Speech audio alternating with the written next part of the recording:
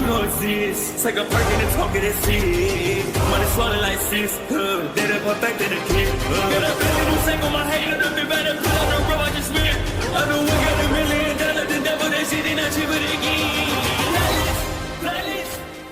Hello and welcome back, fellow anime lovers, to MangaMuse. I am delighted to have you join us once again in the world of fanfiction and fantasy. This is the third part of What If Deku Enters Monster Musume. Special note, this fanfic is written and a masterpiece of Jevm.mita on FANFICTIONnet. Do check and support the author too. Now smash the like, share and subscribe button for more. Also press the bell icon so that you never miss such great parts. Thanks for the introduction. Now let's dive into the world. Izuku and the class were led over to a section of the field, where painted on the ground were 5 lanes, each with starting blocks placed in a line. Our first event will be the 50-meter dash, Mr. Aizawa explained, gesturing to the lanes.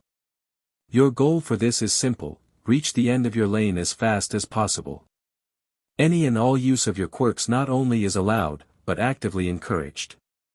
Be creative, this is the hero course. Using your quirks in creative ways will result in a better overall grade. However, the effects of your quirk must stay within your lane. When I call your name, line up in order. Once everyone is ready, you'll go when I tell you to. Understood? Yes, Mr. Aizawa, the majority of the class chorused, too scared to risk angering their strange teacher any further. He nodded, before looking down at his phone, listing off the first heat of competitors. Aoyama, Ashido, Ida, Azui, Uraraka, line up in order, you're first. Izuku watched as 5 of his classmates stepped forwards, each taking their position at the starting line. First was the blonde student from the entrance exam, the one with the French accent. Izuku noticed that the silver belt he wore in the testing area was also worn over his gym uniform. What was curious was that instead of getting into a runner's position, he was instead facing backwards. The second was a pink-skinned girl with small horns poking out of her pink, fluffy hair. She gave a thumbs up to the red-haired boy, causing Izuku to notice her black scara and yellow iris. The third was Ida, who strode over and took a runner's position. He rolled up the legs of his pants, revealing ports of some kind emerging from his calves. I wonder what kind of mutation quirk he has, Izuku wondered, wishing he had his Hero Analysis number 13 notebook on him, but instead focused so he could remember as many details as possible to write down later tonight.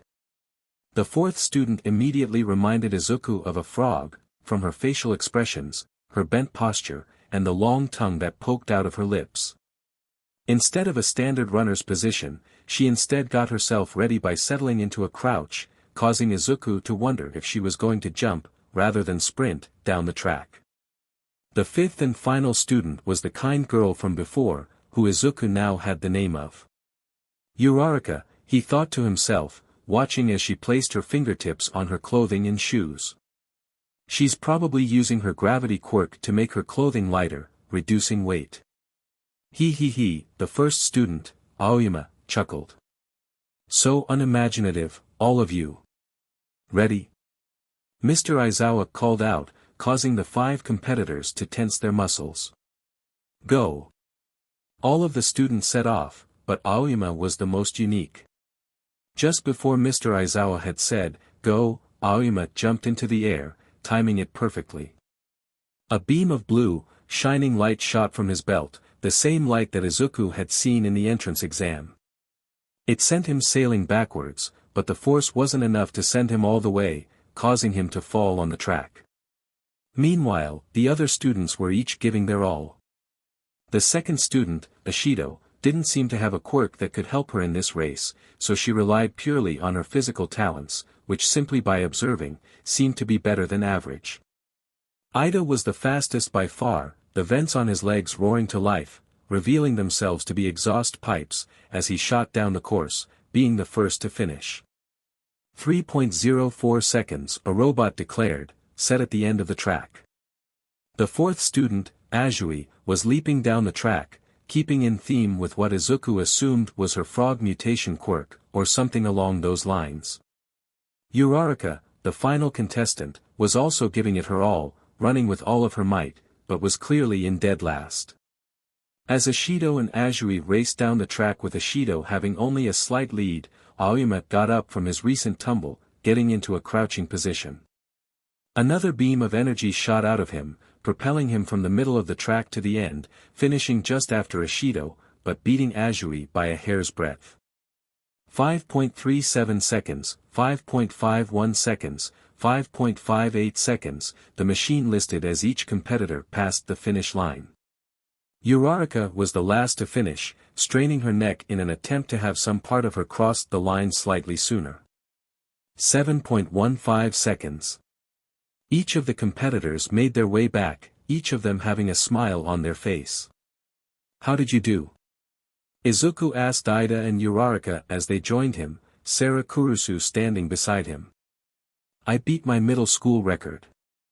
Uraraka cheered. "From 7.28 down to 7.15. You seem to do well also, Tenya," Kurusu said, smiling at him. "Which gear did you choose to run with?" "Third gear," Ida explained, his expression cool and collected, and his breath unhurried, as if he hadn't done a 50-meter sprint. "My time has improved as well, though not as much as Uraraka, since I train using my quirk." "Alright, next, Ojiro, Kaminari, Kirishima, Koda, Kurusu," Mr. Aizawa called out. "Which one?" both Sarah and Kaorini's called out. Mr. Aizawa paused before sighing, his face resting in his hand. "The older one." Sarah nodded, walking forward as Ida wished her luck. The first in the line was the student with the mutant-type quirk, forming a large, muscular tail. Aside from his extra limb, he was fairly plain-looking, with short blonde hair that was swept to the front of his head. His tail was hairless all the way up till the tip, upon which grew long lengths of blonde fur. The second student was a thin male with short gold hair, parted to the right with a black lightning-shaped streak on the left of his side fringe, which was angled, partially obscuring his left eye. The third student was the red-haired male, his hair spiked upwards, though Izuku wasn't sure if that was natural or not. He had a muscular build, and the smile he gave to Ishido revealed he had sharp, jagged teeth, very similarly to Kaorini's Kurusu. The fourth competitor was another muscular student, though this time he had a mutation quirk that gave his head a rocky appearance. His posture was very shy, something that Izuku recognized and could empathize with his shoulders rounded and his arms held close to his body. As he got into position, he gave a small wave to Sarah Kurusu, who was positioned next to him. She in turn gave him a warm smile, leaning over to whisper something to him, and judging by his straightening posture, seemed to be words of encouragement. "Who do you think will win?" Izuku whispered to Ida and Uraraka, trying to discover what some of the competitors' quirks were. "Sarah, without a doubt," came Ida's immediate, confident answer. "Unless one of them can teleport, Sarah has no chance of losing." "Wow, Ida," Uraraka gasped, "you sound really confident. Is it because she's your friend?" "She's more than my friend," Ida nodded, a small smile growing on his face. "She's my rival, and I know the other competitors don't stand a chance." "Ready?" Mr. Aizawa called out once. More, all of the competitors getting into a ready stance. "Go!"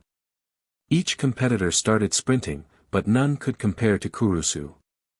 Instead of a runner's start, she had simply leaned her upper body forward, her back hooves resting on the runner's block.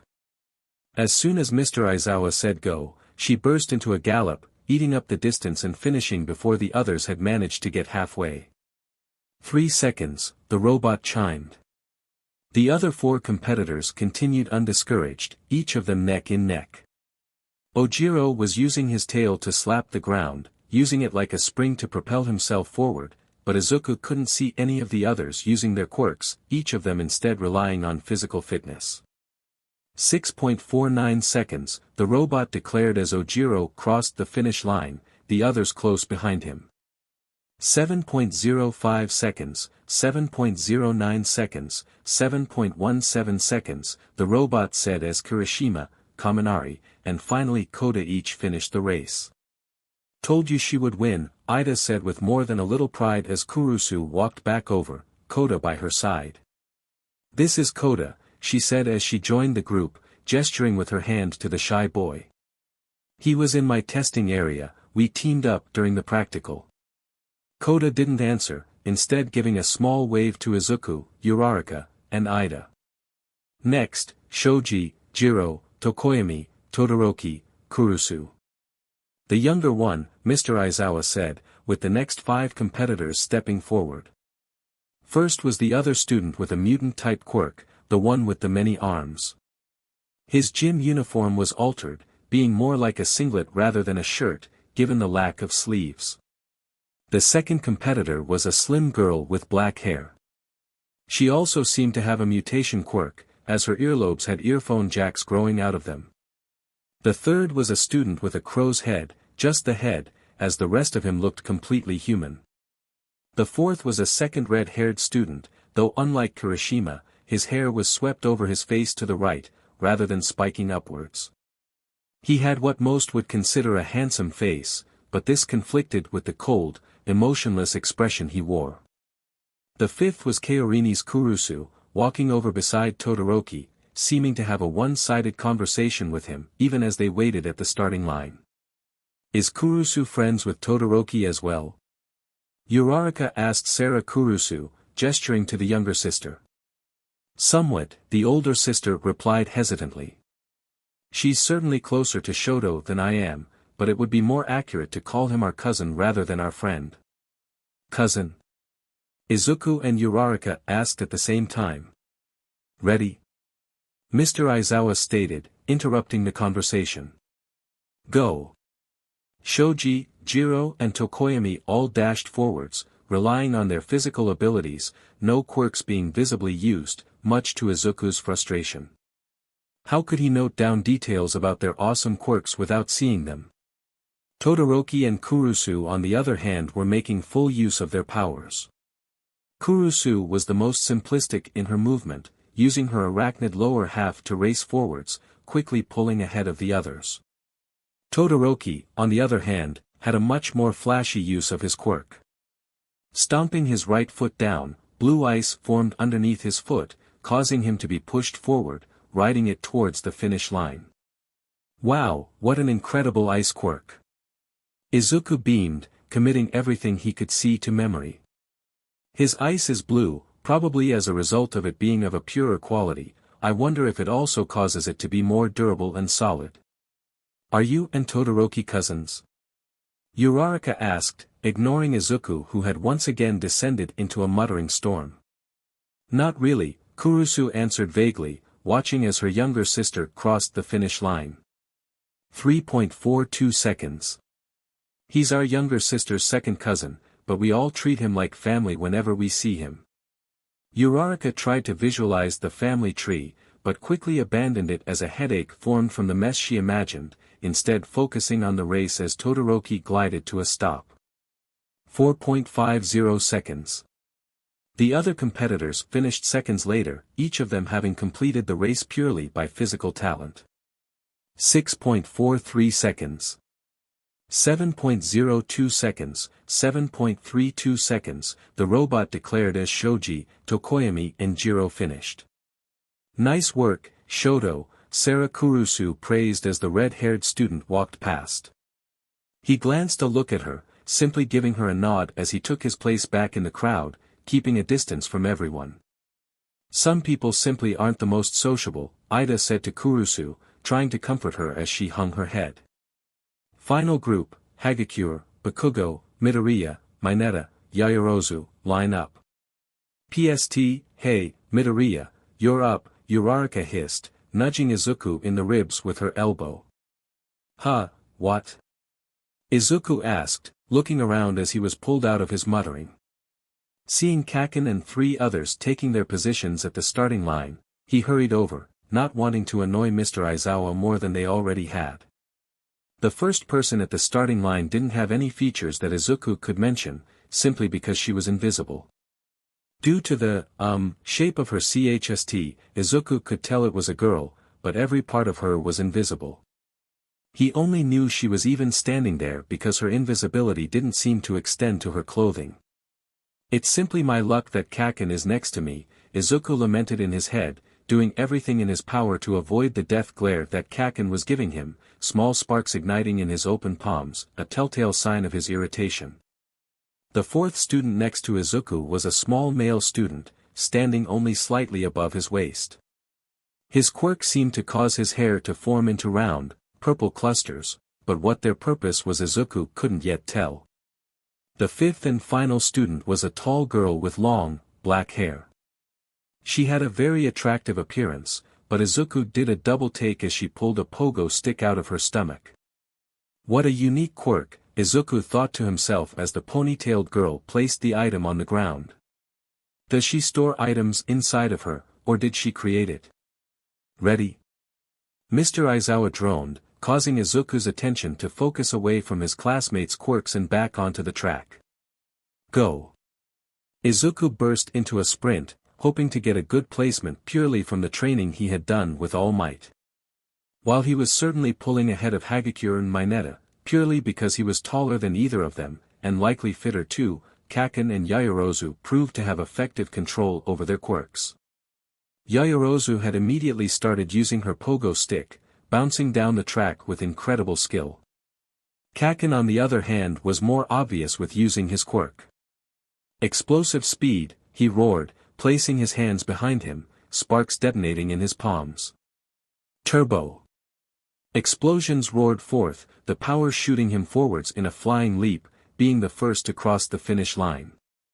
4.13 seconds. Yaoyorozu wasn't far behind, coming in second place only because of the burst of speed Kaken had gained. 4.58 seconds. Izuku grit his teeth, digging deep into himself to go even further, pulling slightly ahead of Hagakure who was to the left of him. 7.02 seconds, 7.33 seconds. Izuku bent over, trying to catch his breath, idly taking note of Mineta coming last. 8.59 seconds. 7 more events, Izuku thought. Everyone's going to be using their quirks to produce some incredible records. But if I use mine even once, that power will wreck my body. Alright, everyone, into the gym, Mr. Aizawa said, gesturing to the gymnasium near the track. We'll continue your next test there. Even for those who haven't used their quirk, there might be tests that their quirks are suited for. And even if there aren't, the school likely has records about our quirks. Someone like Hagakure isn't likely to be judged as harshly for not actively using her quirk like I would, seeing how I registered it as superpower. I need to try and regulate my power, just like All Might told me to. Imagine the egg in the microwave, I just need to lower the power.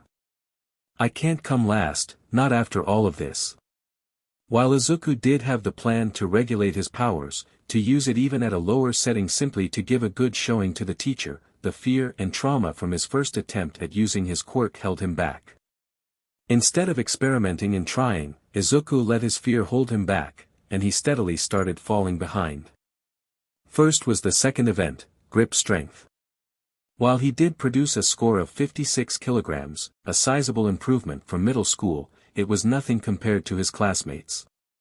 Whoa, Shoji has such an impressive score, Izuku thought, seeing his multi-armed classmate form hands on each of his arms, each of them gripping the handle and producing a score of 540 kilograms.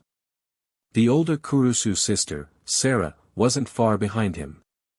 Even though she only had one hand to use, she managed to score 482 kilograms, with her younger sister scoring 249 kilograms. Larger heteromorph species likely have improved physical strength, Izuku guessed, but his attention, as well as that of the entire class, was drawn to the sound of something snapping, and a very embarrassed, oops.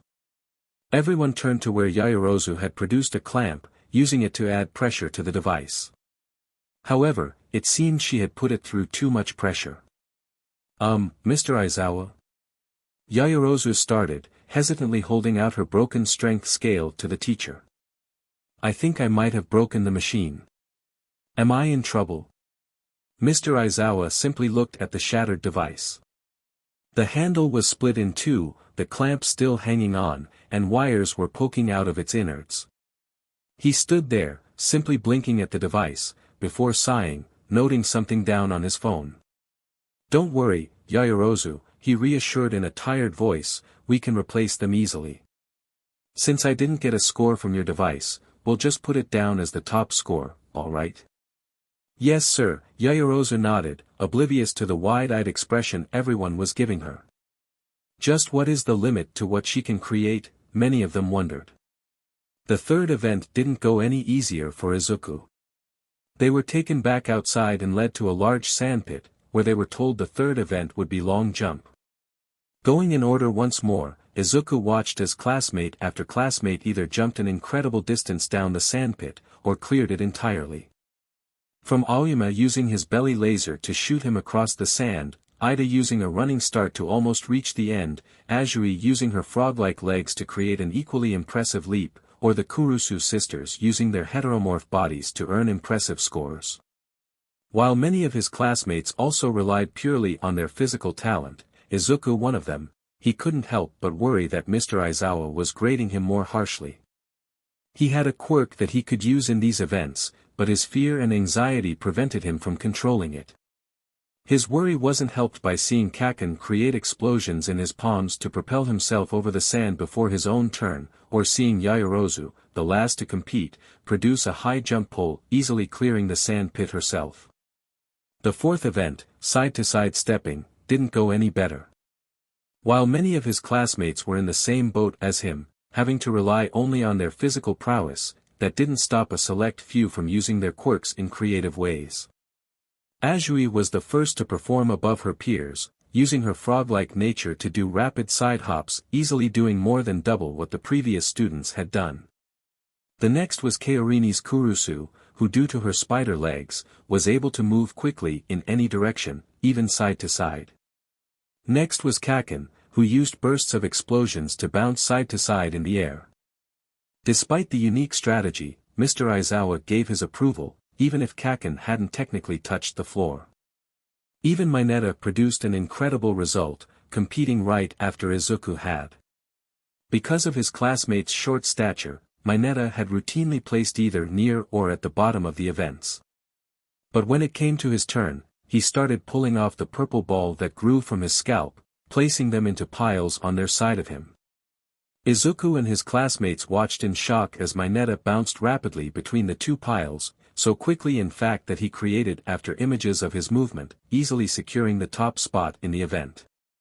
By the fifth event, softball throwing, Izuku was desperate to do well, his nerves not helped when Uraraka had her turn. Stepping up to the circle, she took hold of the ball Mr. Aizawa had handed her, and gave it a light throw in the air. Despite the lack of force behind the throw, Izuku and his classmates watched with open mouths as the ball continued to float up, and up, and up into the air. They looked back down to Mr. Aizawa, who simply looked at his phone with what could only be described as shock. He stayed like that for a minute before turning his phone around, showing the result. Infinity, they yelled in shock, some muttering about why the infinity symbol would even be an available score. The other high scorers didn't make him feel any better. Ojiro used his tail to hit the ball like one would using a bat, gaining a score of 105 meters. Sarah Kurusu simply threw it using her enhanced strength, causing her to gain a score of 217 meters. Kaorini's Kurusu created a sling made out of silk from her wrists, placing the ball in a pouch and whirling it, letting it go and causing it to crack into the sky, falling back down to earth after flying 308 meters into the air. This isn't good. That isn't something I can pull off yet. Izuku cried out in his mind, watching as Hagakure produced a basic result, meaning that he was next. So many people have gotten at least one amazing record. All that's left is the seated toe touch, upper body training and endurance run. I'm out of options. At this rate, I'll have the lowest score and be expelled, he thought, mechanically walking over to the pitching circle, Hagakure having passed the ball to him as she passed by.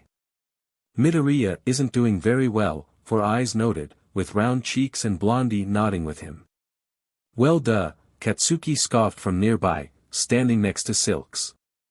He's a quirkless runt. He is rather small, Silks muttered, a sly grin growing on her face. Almost bite-sized, like a bean. Quirkless. Four Eyes gasped in shock, turning to Katsuki. So you haven't heard about his feats during the entrance exam? Huh? Katsuki asked in shock. He was about to demand Four Eyes explain what he meant, only for his attention to be dragged towards Silks, who had elbowed him in the shoulder due to the height difference. What? He growled, only for her answer to be a jut of her chin towards the pitching field. Katsuki watched in confusion, quickly growing into shock as Deku wound back his arm, red energy spreading along it as he pitched. 46 meters, came the emotionless, yet undoubtedly disappointed voice of their teacher. Huh? Deku gasped, looking down at his arm. But I was trying to use it. I erased your quirk, Mr. Aizawa said. Walking towards Deku with anger in his eyes. That ridiculous entrance exam is completely irrational when you consider someone like you got it. Erased? Deku questioned, though a metaphorical lightbulb apparently was quick to turn on in the nerd's brain. Those goggles, of course. You're the erasure hero, Eraserhead. Your quirk can nullify others' quirks just by looking at them. Eraser? Round Cheeks asked, tilting her head in confusion. I've never heard of him. I think I have heard of him, Glasses said, holding his chin in his hands. He's an underground hero, patrolling at the later hours of the night, as opposed to most heroes who operate mostly in the day. I saw it, Mr. Aizawa said, walking towards Deku. Where there once stood a teacher who would look more at home sleeping on the streets, now stood a terrifying hero of the night. His black, shaggy hair that obscured his face was now floating in the air. The large scarf that was wrapped around his neck had now partially uncoiled, the ends waving in the air like the heads of snakes, poised to strike. And his eyes, what were once bloodshot, tired eyes were now wide open, the iris no longer black, but now a glowing, threatening red. I saw how you can't control your quirk. You'd just be incapacitated again. Were you hoping someone would step in to help afterwards? And no, it's not like that, Deku reasoned, only for their teacher to use his scarf to pull him close, speaking in a quiet tone. Hey, Silks, Katsuki said, looking at the arachne to the side, do you know anything about our teach? Not much, Silks said, crossing her arms and tapping a finger on her arm, the chitinous materials creating a tack, tack, tack sound. I know he's not a fan of the media, seeing how they'd simply give away his quirk to villains and criminals. Apparently he's a former UA student, but that's about it. Katsuki grunted, turning his gaze back towards Deku and their teacher. Silks didn't know much, but Katsuki would admit that what she knew was more than Katsuki did. He had never really paid much attention to the underground heroes, usually because they relied on gimmicks and tricks, striking from the shadows and all that junk. It didn't help that the point of an underground hero was to be, well, underground, and not in the public eye. Their teacher was no All Might, but if what Deku said about his quirk was true, and it likely was, then their teacher was one of the most dangerous individuals to be ambushed by. Their teacher let go of Deku, taking a few steps back and pulling a bottle of eye drops from his belt, using a drop in each eye. Seems like he received some special instruction, Four Eyes said, still holding his chin in thought as he spoke over the French extra who was talking to Round Cheeks. Yeah. The instruction to leave this school, Katsuki scoffed, only to hear Silks give an audible huff. Come on, Dynamite, give him a chance, she said, rolling her eyes. Sure, Midoriya has enough coordination to trip on his own foot, and sure, he can't keep his mouth closed when muttering, but, I don't know, maybe he's really smart. Katsuki gave a low growl, looking Silks dead in the eye. Him having brains doesn't mean SHT if he can't throw or take a punch, let alone an explosion strong enough to break the sound barrier over 10 times. Even if he put in any DMN effort into physical training, he still doesn't have a dash. Smash. Crack. Katsuki was interrupted by Deku's yelling, and the clap of a broken sound barrier. He swung his gaze over, his eyes wide with shock as he took in the sight of Deku, stupid, useless Deku, holding up a clenched fist, his index finger bruised and broken, as the softball fell from the heavens. "This pain, it's nothing like before," he said, looking their teacher in the eyes. "Mr. Aizawa, I can still move." "This kid," Mr. Aizawa grinned, holding up his phone for the class to see. 705.3 meters. Woo! Now that's a hero-like record if I ever saw one, round cheeks cheered. His finger appears to be swollen. Thinking back to the entrance exam. For Eyes said, giving his own opinions while trailing off mid-sentence. What a strange quirk. Stylishly done, the French extra added. All of this was ignored by Katsuki, nothing but white noise to the thoughts racing through his head. What the SHT? Katsuki thought, his jaw open and his eyes wide with shock and confusion. What the actual, motherfucking SHT? How the F did he do that? Quirks manifest around age 4, and never after PBRTY. It's impossible, but it really happened. I earned this. Those words rang through Katsuki's mind.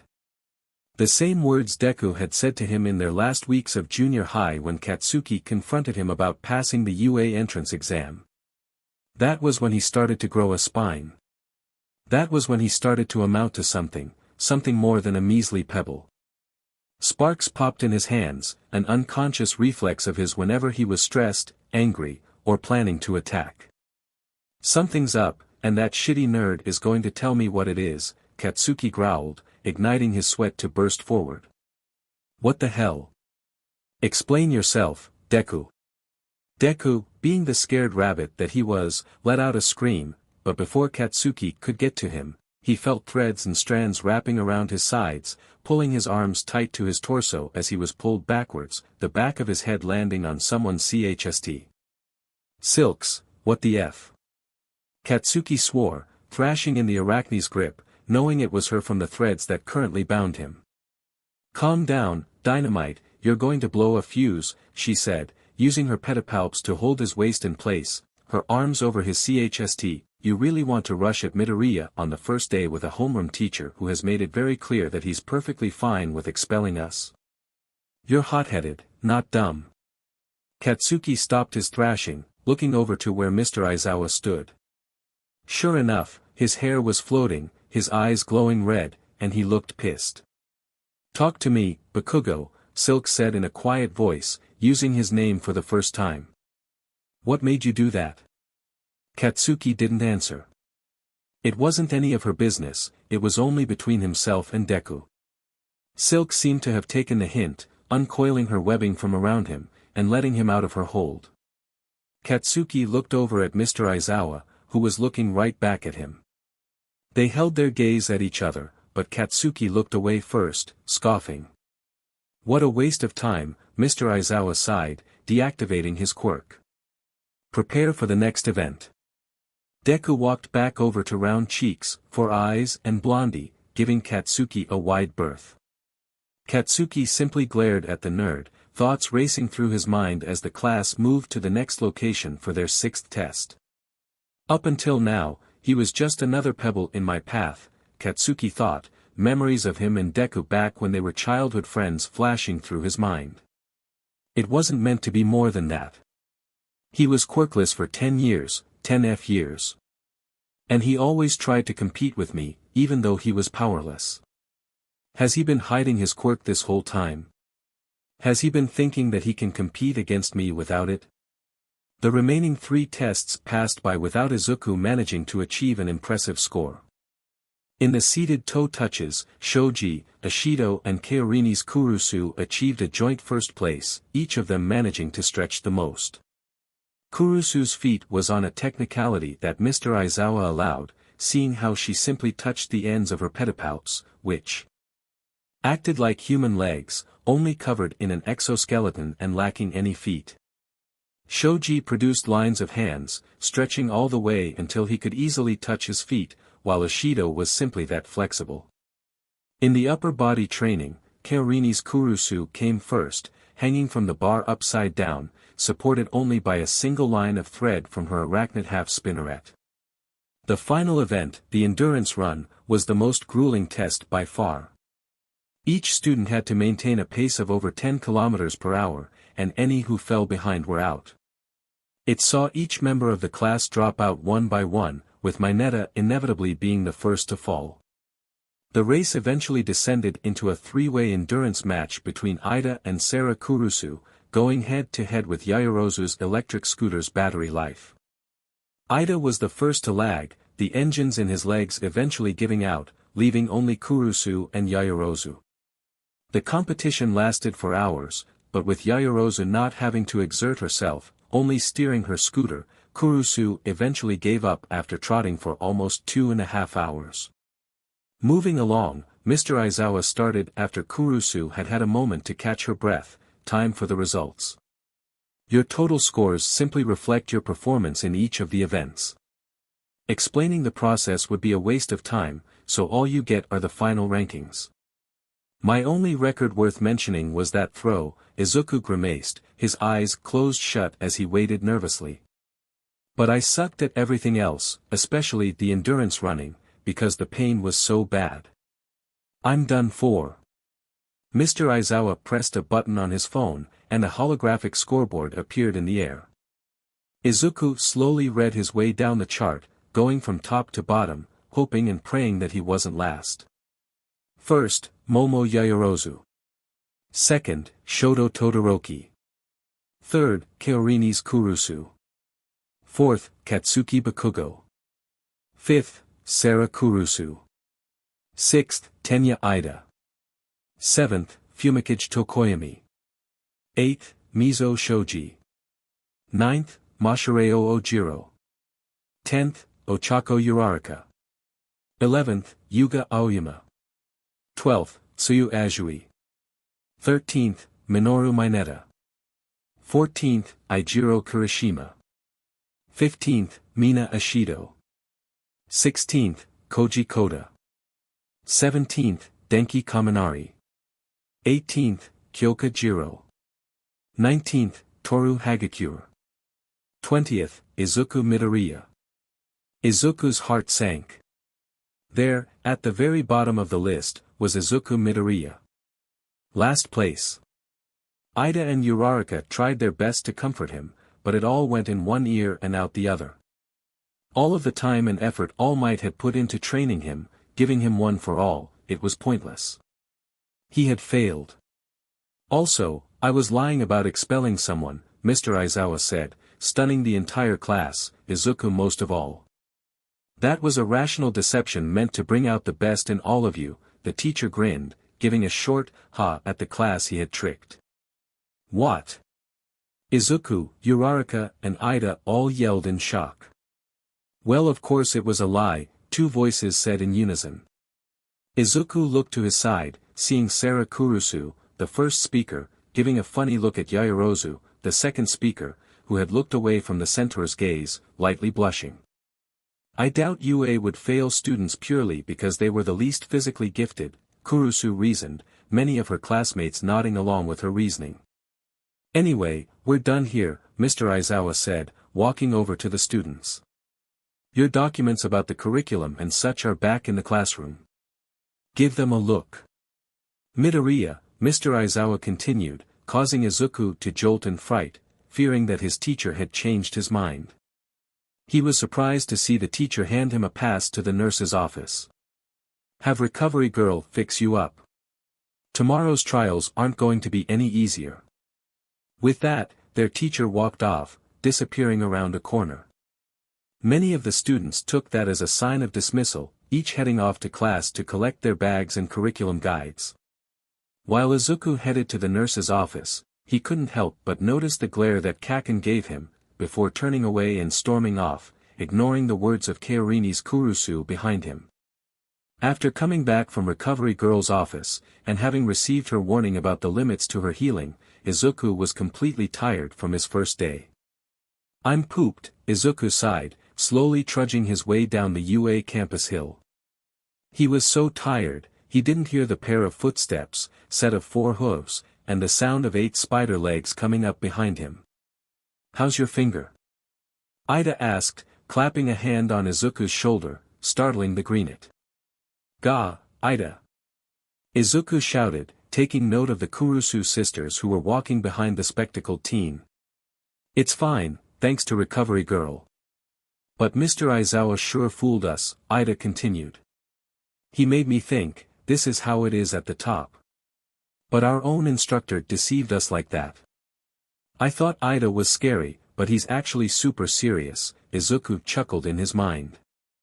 Oh come on, glasses, Kaorini's Kurusu sighed, rolling her eyes as she folded her hands behind her head as she walked, you need to lighten up a bit. Being a hero doesn't mean you can't lie, heroes lie all the time. And as he said, it was a rational deception. Kaorini's Kurusu on the other hand, Izuku thought as Ida and the younger Kurusu sister started arguing about the ethical question of heroes lying, really isn't all that serious. Hey, you guys, a cheerful voice called out, causing Izuku and the others to turn their heads. Behind them was Uraraka, running towards them with a skip in her step. Headed to the station. Wait up. Ah, Infinity Girl, Ida greeted, with the 2 Kurusu sisters waving to the brunette as she joined them. Infinity Girl? Izuku wondered. That does sound like an awesome hero name. I'm Ochako Uraraka, she said, introducing herself fully to the group. Let's see, you're Tenya Ida, you two are Sarah and Kaorini's Kurusu, and you're, Deku-midoriya, right? Deku? Izuku shouted, surprised at Uraraka using that nickname. Isn't it? Kaorini's Kurusu asked, tilting her head. I'm sure that was what Dynamite called you. Yeah, during the test, that bakugou guy said, DMNU, Deku, right? Uraraka said. Everyone was taken aback, surprised by the impressively accurate imitation of Kaken's voice that Uraraka made. My real name is Izuku, Izuku explained, Deku is just Kaken being a bully. Yikes, Kaorini's Kurusu muttered, looking to the side, didn't know Dynamite hated you that much. Gotcha, sorry. Uraraka apologized. But, Deku, well, it just screams, do your best. I kinda like the way it sounds. Oh, because it sounds similar to be able to do, right? Sarah Kurusu asked, walking beside Uraraka. Yeah, exactly, came her bubbly reply, grinning up at her centaur classmate. Deku's fine. Izuku yelled, his face turning tomato red. Midoriya. Ida yelled in shock, voicing the surprise that everyone else seemed to be feeling. Show a bit of backbone. It's an insult, isn't it? It's like the Copernican revolution, Izuku muttered, his face hidden in his hands. Coperni who? Uraraka asked, confused by what he meant. The Copernican revolution was the shift in the field of astronomy from a geocentric understanding of the universe, centered around Earth, to a heliocentric understanding, centered around the Sun, Sarah Kurusu explained to Uraraka. To compare it to something is to refer to it as a life-changing, reality-shifting change in your understanding. But I have to admit, Midoriya, Sarah Kurusu continued, turning back to Izuku, names only have power over you if you let it. Are you sure you want to give bakugou that kind of power? I think Ryukato is less worried about what Dynamite thinks, and more about what Uraraka thinks, Kaorini's Kurusu snickered, her hand covering a barely contained laugh. Ryukato? Ida, Uraraka, and Sarah Kurusu asked. Munbean. Izuku yelled, looking at the Arachne in shock. Why not, she smirked, looking at Izuku with a sly grin. You're short, like a bean, and green, like a bean. I think it suits you perfectly. I still think Deku is better, Uraraka grumbled, her cheeks puffing out in annoyance. Izuku just chuckled, enjoying the banter that was being shared. Which train are you guys catching? Uraraka asked as they all stood around in the train station. The three of us are catching the train to Tokyo, then Sarah and I need to SWCH trains to catch one to Saitama, Kaorini's Kurusu answered, looking at the schedule hanging from the roof. Oh wow, you guys live in Saitama, Uraraka gasped. I'm catching the train to Shizuoka. What about you, Deku, where are you going? I live in Shizuoka as well, Izuku stammered, the idea of a cute girl possibly living near him almost being too much. Are you from Shizuoka as well, Uraraka? Nah, I'm from but my parents are renting out an apartment for me in Shizuoka, since it would be a bit too pricey to catch the train each day. Agreed, Sarah Kurusu said, nodding her head as they waited for their trains. I saw how much the monthly train fare alone was going to be. If it wasn't for our family's insistence that we had more than enough money to spare, Kaorini's and I would likely be doing something similar. The train to Shinagawa station will be arriving shortly, a voice over the intercom said, sounding out through the station. I repeat, the train to Shinagawa station will be arriving shortly. That will be ours, Ida said, turning to Izuku and Uraraka.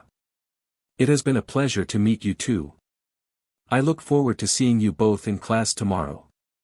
See you tomorrow, Sarah Kurusu farewelled, her sister waving as the trio walked to their platform. Being left alone, Uraraka started to talk about her interests to Izuku, who simply added in conversation whenever he could. Even though he was getting used to Uraraka's bubbly personality, it was still a lot for someone so unused to talking to the farer section. Their conversation continued as their train pulled into the station, the two of them being fortunate enough to have found a pair of unoccupied seats. Even though Uraraka's stop was before Izuku's and he was a little sad to not have been able to talk with his new friend more, he was content nonetheless. There's still a lot I can't do, but I'll do my best, Izuku thought as he walked home from the station. But, all might, even just making 4 friends is more than I could have asked for. When Izuku woke up on Tuesday morning, he would freely admit that he felt more than a little nervous for his second day of attending UA high school. After all, on the first day they had already had the threat of expulsion hung over their heads. But even though the ride to school was nerve-wracking, their classes soon dispelled any worries. English, mathematics, modern literature, they were all subjects that everyone was familiar with. The only thing stopping their class from feeling like a normal high school was their teachers. After all, not every high school student is able to say that Cementos taught them modern literature, or Ectoplasm teaching maths, or have the voice hero, Present Mike teaching English. Speaking of, who can find the mistake in the following sentence? Present Mike asked, the English workbook the class had been assigned held in his hands. Izuku quickly looked over the sentence, finding the issue. Midnight both is intelligent and appealing. The relative conjunction is in the wrong place, so that means choice 4. Alright, everybody. Hands up. Show me some spirit. Present Mike said in his standard loud voice, scanning the room to call on someone. Izuku tentatively raised his hand. He knew the answer without a doubt, but he still wasn't keen on the class's attention focusing on him. However, Present Mike called on someone else in the back row. Kurusu, my fellow blonde. Lay it on me, would ya? What is the mistake in our sentence? Izuku glanced to the side, seeing the centaur, who sat in the back of the second row, stand up from her desk. Sir, she replied formally, the answer to the question is option 4. The sentence, midnight both is intelligent and appealing, contains an incorrectly placed relative conjunction. Instead, the sentence should go, midnight is both intelligent and appealing. Exactamundo. Present Mike nodded, turning his gaze back to the handbook. Alright, next sentence. After 4 classes in the morning, Izuku found himself eating in the school cafeteria, and how cool was it that lunch rush was their school cook, seated at a table alongside Uraraka, Ida, and Sarah Kurusu. Her sister had apparently gone off to eat elsewhere, leaving the 4 of them to eat together. Wait, so your quirk needs orange juice to function? Uraraka asked Ida, speaking through half a mouthful of food. Clear your mouth first before speaking, Ida reprimanded, placing his chopsticks down by the side of his plate. And yes, believe it or not, my engine quirk uses orange juice as a fuel source. Without it, the engines in my legs will start to lose their potency until they stop working altogether. Well, at least until I fuel up again. Wow, that's a really interesting side effect of your quirk, Ida, Izuku gushed, already scribbling in his notebook which he had remembered to bring to school. Do other drinks have an effect on your quirk as well? It has to be oranges for my quirk to function, Ida explained, leveling a straight hand chop in Izuku's direction. Apple, pear, lemon, all of them fuel my quirk as well as you would be able to fuel a classical fossil fuel engine with water, pointless. However, if the orange juice is carbonated, my engines tend to stall. Izuku murmured, scribbling down his notes as fast as he could. And the fuel required changes based on the individual, Kurusu explained, drawing Izuku's attention at the prospect of more information. For instance, Tensei, Tenya's older brother, requires grapefruit juice for his quirk, whereas Mr. and Mrs. Ida require lemon and apple juice respectively. And what about you, Kurusu? Uraraka asked the centaur. Does your quirk require anything special? No, not like Tenya's does, Kurusu said, shaking her head and causing her ponytail to sway. A balanced diet and a healthy dose of daily exercise are all that I require. As a heteromorph, my quirk is purely biological, so it doesn't require anything special. Hold on, Uraraka asked, her brow creasing in a confused frown, what's the difference between your quirk and Ida's quirk? Aren't they both mutation-type quirks? Oh, I know the answer to that, Izuku said, perking up and turning to Uraraka. While people often divide quirks into three categories, those being emitter, transformation and mutant-type quirks are further divided into true mutant and heteromorphic quirks. True mutant quirks are those that are a permanent change to the standard body type, but they aren't pure biological changes. Oh, like that small guy in our class, Uraraka nodded, her index finger pressed against her chin in thought. What was his name again? It started with an M, right? Mineta, Izuku answered, flicking through his notebook, arriving on his classmates page. From what I can guess from seeing it in action only once, Mineta is able to produce purple, bouncy ball on top of his head, and pluck them off. Okay, so what makes his and Ida's quirk different to Kurusu's? Uraraka asked. Two things. First, heteromorphic quirks are entirely biological. Using Ida's engine quirk as an example, due to its mechanical nature it wouldn't be able to be classified as a heteromorphic quirk, instead it would be a true mutant quirk, Izuku explained. Secondly, heteromorphic quirks aren't able to undergo a quirk awakening or evolution. Due to their biological nature, heteromorphic quirks start out strong but eventually plateau, meaning that whoever has a heteromorphic quirk would need to rely on training as well as their quirk to keep improving. And thirdly, and most excitingly because it's just my hypothesis, I think that Mr. Aizawa wouldn't be able to use his quirk on Kurusu, but he could use it on Ida. That does make sense, Ida nodded, looking at his plate as he thought. Mr. Aizawa's quirk would most likely have the same effect on my quirk as you would turning off the engine of a car. The engine is still there, but it can't do anything until it is turned back on. Oh, okay, that makes sense, Uraraka nodded, before freezing mid-nod. Wait, then are heteromorphs and those with a heteromorphic quirk the same thing? Not exactly, Kurusu said, and Izuku decided to allow her to take the lead for this. After all, she was a heteromorph herself. While heteromorphs and those with a heteromorphic quirk are similar, the key difference is genetics. While a heteromorphic quirk is like a limb, and has all of the biological functions necessary for it to work, it is still prone to mutation. Take our classmate Ojiro for example, the blonde with the tail quirk. His tail still requires blood vessels throughout the tissue, and if he doesn't use the muscles in his tail they will start to atrophy.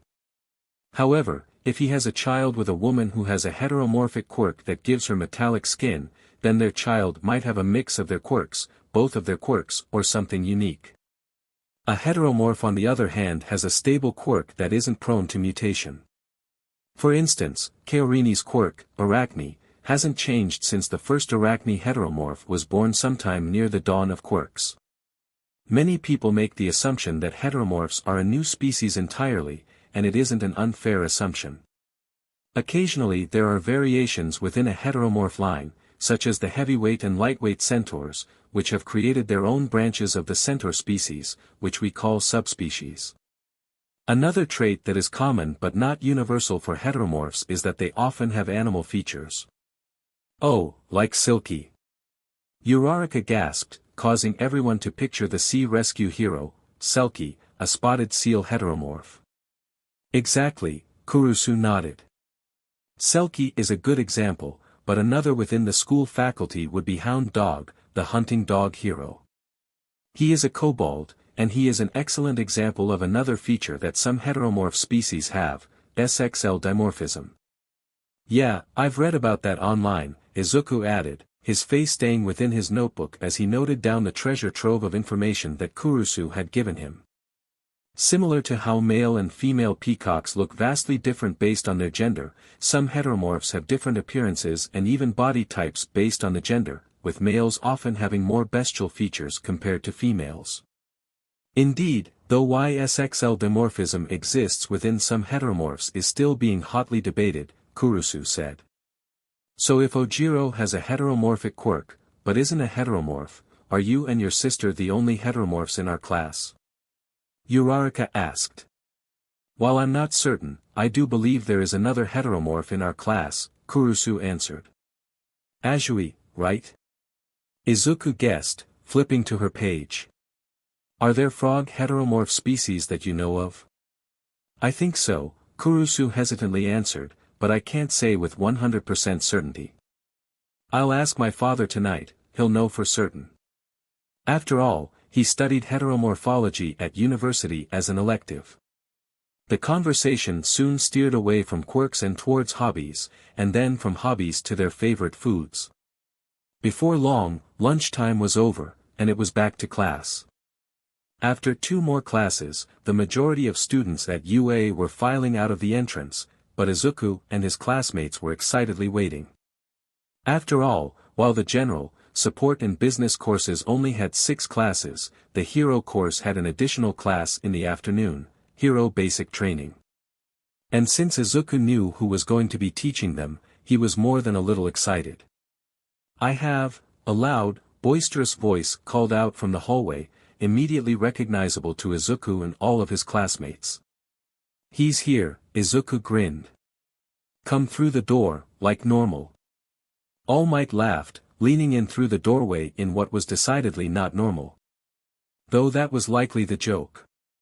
It's All Might, someone at the front cheered. Incredible. He's really gonna teach us. That's his Silver Age costume. Izuku gasped out loud, gushing over his idol's retro suit. Where All Might's current, Golden Age costume was a skin-tight blue bodysuit decorated with a red symbol that somewhat resembled a Y, a white diamond at its center and white lines connected to it, his Silver Age costume was different. His costume was skin-tight, but instead of a blue coloring, it was a crimson red, with lines trailing across his chest. His forearm sleeves were the same, a golden color with fins jutting out behind him, but what differed from his Golden Age costume the most was the cape that fluttered behind him. It was a deep blue, blue as the ocean, draping down his back to his knees. Hero Basic Training. All Might said, standing by the front podium. The class that'll put you through all sorts of special training to mold you into heroes. As a bonus, it also gives a ton of credits. No time to dally. Today's activity is this. All Might smiled his perpetual smile, holding out a plaque to the class. On the front of it was the subject of their class. Battle training. Yes. Kaken growled, and even though Izuku couldn't see his face, he knew that his classmate wore a feral grin. Battle training? Izuku gulped, suddenly growing anxious about what was to come. And for that, you need these. All Might said, pressing a button of a remote aimed at the sidewall of the class. A click could be heard, as hidden compartments started sliding out of the walls. 4 panels emerged, each of them housing 5 boxes, each with a different number emblazoned on the front, going from 01 foot to 20. In accordance with the quirk registry and the special request forms many of you filled out before being admitted, you'll be receiving costumes. Izuku and the class cheered, excited at the prospect of donning their own superhero attire. The cases for your costumes are ordered by class number, and you will come up to get them in that order, All Might explained before pointing at the French student, Aoyama, who sat at the front. Young Aoyama, you are student number 1. Young Uraraka, you are student number 5. I'm pretty sure you all can figure it out from there, correct? Yes sir, the class chorused. Excellent, All Might grinned. After you change, meet me in ground beta. From there, we'll get into your exercise. Okay. Class 1A cheered, moving towards their respective cases. Looking good is very important, ladies and gentlemen. All Might explained as he stood by the door, nodding to each student as they passed on their way to the changing rooms. Look alive now. Because from today on, you're all heroes. As Izuku passed All Might, he noticed his mentor's smile widening just a fraction more. Izuku beamed, nodding to the towering hero. No words needed to be said between the mentor and successor, All Might's pride was clear enough. Not willing to linger and draw the attention of his classmates, Izuku hurried down the corridors to the changing rooms. While he and his fellow male classmates had already used the room the day before, now their hero journey felt real. After all, as the saying went, clothes make the pros. Toshinori Yagi, better known to the world as All Might, Japan's #1 pro hero and the world's symbol of peace, stood outside the entrance to ground beta, waiting for his class of young wards to arrive. While he was nervous, it was a happy kind of nervous, like a child waiting to find out what they got for Christmas. Oh, I can't wait to see what their costumes look like, he beamed. This was always something he loved to see, even before Nana, his mentor and mother figure, took him in as her protégé. The costumes of heroes were all so varied and different. Some loved utilitarian designs, others loved flashy, elaborate designs, while others loved to have gadgets and gizmos in theirs. And as Toshinori heard the first steps in the corridor leading into the testing site, he got his first glimpse of his students in all of their costumed glory. Very nice, young Azui, goggles are surprisingly useful.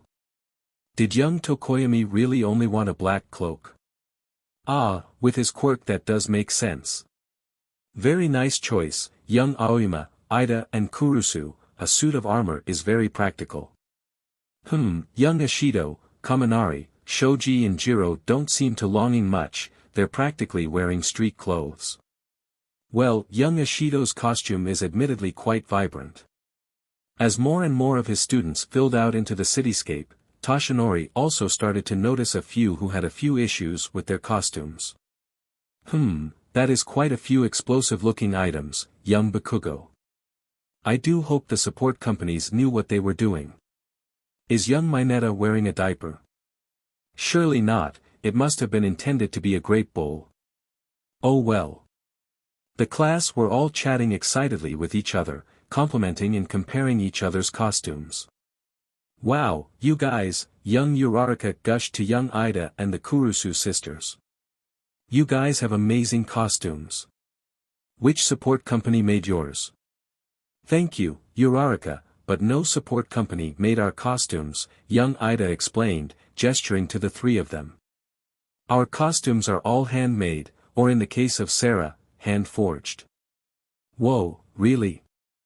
Uraraka gasped, looking over the young centaur's suit of half-plate armor.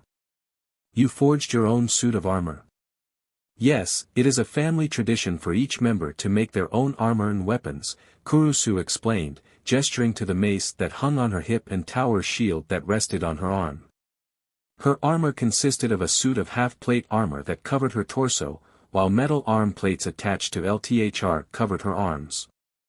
Below her waist she wore metal plating over the back of her equine half, which sat atop a padded skirt, with LTHR greaves covering the front of her legs. "And what about you?" Uraraka asked, turning to the younger Kurusu sister. "Did you weave your costume as well?" "Oh, I did more than weave it," the Arachne grinned. "Each piece of silk that you see was one that I produced. To be honest, it was the weaving of the material that took the most time and effort." Indeed, the younger Kurusu's costume was made entirely out of silk. Her upper half was almost entirely covered in silk, with only her face and hands exposed. It stopped just below the equivalent of her mid-thighs, and her head was covered in a low-hanging hood, causing only her nose, mouth and chin to be seen when looking at her head-on. But due to her towering height compared to the class, Toshinori figured only he, young Shoji, and her sister would have any issues with looking the young Arachne in the eyes. Knowing who her mother is, that checks out, Toshinori thought to himself. If the younger Kurusu was anything like her mother, then her costume would be both light and durable. Toshinori should know, since his Golden Age costume was made by Ragnara Kurusu, in both form and material. The only thing she didn't do was dye the costume, instead handing that task off to another company to do the finishing touches. Seeing his own protégé emerging from the tunnel, Toshinori decided to do a quick read-over of the cheat sheet he had devised for this class. After all, it was good for his successor to be making new friends, and Toshinori really wanted to make a good impression with his students on his first day. And judging from the conversation that young Midoriya was having with young Uraraka, he didn't have to worry about the first point. "We're all here then?" Toshinori rhetorically asked, doing a final quick head count. When he counted 19, he started to sweat, only to breathe a sigh of relief as he saw a pair of shoes and a pair of floating gloves. "Phew, young Hagakure is here," he sighed. Principal Nizu would never let him live it down if his first lesson started with a missing student, even if she was invisible. "Looking good, everyone," he complimented. "Shall we begin, my young wards? It's time for battle training." Before Toshinori could continue, he took notice of young Midoriya's costume. While the green jumpsuit was fairly bland yet practical, what really stood out were the two strands of cloth on top of his mask. While anyone would assume they were rabbit ears, Toshinori knew that they were a replica of his hairstyle. Way to make it obvious. Toshinori snicked to himself, covering his mouth in an attempt to hold it in. He knew his protégé idolized him, but knowing it and seeing it manifest were two separate things entirely. "Sir," young Ida asked, raising his hand and inadvertently calming Toshinori's fit of giggles. "This appears to be the same field used in the entrance exam. Will we once again be performing cityscape maneuvers?" "Nope. You'll be moving on to step 2. Toshinori explained. Indoor antipersonnel battle training. Villain battles are most commonly seen outdoors, but statistically, the most heinous villains are more likely to appear indoors. Between confinement, house arrest, and black market deals, in this hero-filled society of ours, the cleverest villains out there lurk indoors. You'll now be split into villain teams and hero teams, Toshinori continued, and face off in 2-on-2 indoor battles. "So no basic training?" young Azui asked, tilting her head. "Practical experience teaches you the basics," Toshinori reasoned. "The distinction here is that you won't be fighting disposable robots." Although Toshinori was going to continue his explanation of how the battles were going to go, his students were perhaps a bit too eager. "What determines victory?" young Yaoyorozu asked, slightly raising her hand. "Can I just blast everyone away?" young Bakugou growled. "Are you threatening to expel someone, like Mr. Aizawa did?" young Uraraka timidly asked. "How do we proceed to divide ourselves into teams?" young Ida asked, raising his hand above his head. "How fabulous is my cape?" young Aoyama asked, being the only one to ask an off-topic question. "One at a time," Toshinori cried, a sweat mark trailing down his temple. "My quirk isn't super hearing." "Listen up," he declared, pulling out his cheat sheet. "Here's the deal. The villains will be hiding a nuclear weapon in the hideout. The heroes have to go in and take care of it, like you'd see in a Western comic. Now, to answer your questions. First, young Yaoyorozu, Toshinori said, turning to the young girl. The heroes have a limited amount of time to either capture the villains or secure the weapon. The villains must either capture the heroes or protect the weapon until time is up. Make sense? Yes sir, the tall girl nodded, thank you. Second, young bakugou. This is a practical experience, so I expect all of you to make full use of your quirks. However, bear in mind that this is a training exercise. I will step in if anyone takes it too far, understood? The ash blonde simply grunted with a scowl on his face, but his lack of rebuttal made it clear that he got the message. Third, young Uraraka. No, don't worry, I have no intention to expel anyone without good reason. And no, failing to perform well today is not a good reason in my books. A brunette nodded her head, clearly relieved with his answer. Fourth, young Ida. Your battle partners will be decided by drawing lots, he explained, bringing forth a box with a hole in the top, inside of which were slips, 2 for every team, ranging 4 to J. Is that really the best way? Young Ida asked, and even though his face was concealed within his helmet, Toshinori could hear the shock in his voice. It makes sense, young Midoriya explained, because pros often have to team up with heroes from other agencies on the spot during emergencies. I see, young Ida exclaimed, nodding to his friend before bowing to Toshinori. I apologize for getting ahead of myself. My mistake. It's fine, Toshinori waved off, before turning his gaze to the final student. And finally, young Aoyama, your cape is certainly, sparkly. Aoyama seemed to like Toshinori's answer, sticking his nose in the air with a triumphant smile. Alright, if there are no other questions. Toshinori asked, and fortunately no one stepped forth with a query. Very good, let's get to it. Each of you step forward in order of your class number, and take a single slip of paper. On it you will see which team you will be a part of. From there we'll sort who will be our courageous heroes, and who will be our dastardly villains. First up, young Aoyama. The sparkly student stepped forth, and with a flourish dove his hand into the box. After swirling it around, it pulled with a strip of paper, with the letter E written on it.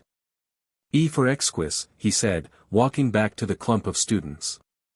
After this, each student came up in turn. Young Asido, being student number 2, also pulled forth the letter E, causing her and Aoyama to be sorted into their first team. After her came the next students, each of them drawing a different letter. Azui drew the letter H, Ida drew D, Uraraka drew A, Ojiro drew I, Kaminari drew G, Kirishima drew J, and Koda drew F. After this, teams started to emerge. First was Sarah Kurusu, who also drew F, much to both her and young Koda's joy. That's right, those two worked together in the entrance exam, Toshinori thought as Shoji stepped forward. They'll likely work well together. Shoji drew B, and Jiro drew G, forming the third team with Kaminari. Tokoyami drew H, forming a team with Azui, and Todoroki drew B, forming a team with Shoji. Kaorini's Kurusu drew J, forming a team with Kirishima, Hagakure drew I, forming a team with Ojiro, Bakugou drew D, forming a team with Ida, both of them being surprised with this fact, and Midoriya drew, much to the excitement of both he and Uraraka. That's good, Toshinori thought after seeing their reactions, at least young Midoriya will be fighting alongside someone he knows. And with that final draw, young Mineta and Yaoyorozu, you two will be our final team, Team C, makes sense. Yes sir, Yaoyorozu nodded, while Mineta simply stared at his teammates' curves. Young Mineta, did you hear me? Toshinori said, causing the small student to flinch. Yes sir, he nodded, his face lightly sweating. I'll need to keep an eye on that one, Toshinori thought. UA likely can't afford a potential lawsuit from the Yaoyorozu conglomerate, and even if they could, I know Nizu would somehow get the money out of my pocket. Toshinori moved over to where two boxes stood on concrete pillars. One was painted black with the word villain painted on the front in white text. The other was a white box with the word hero painted on the front in black. Moving on, he declared, first up are these. In each hand he held aloft a ball from each box.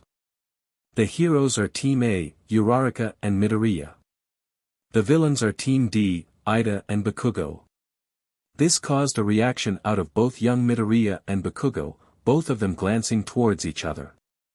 Here's how this will go, Toshinori said, drawing the attention of the class back to him.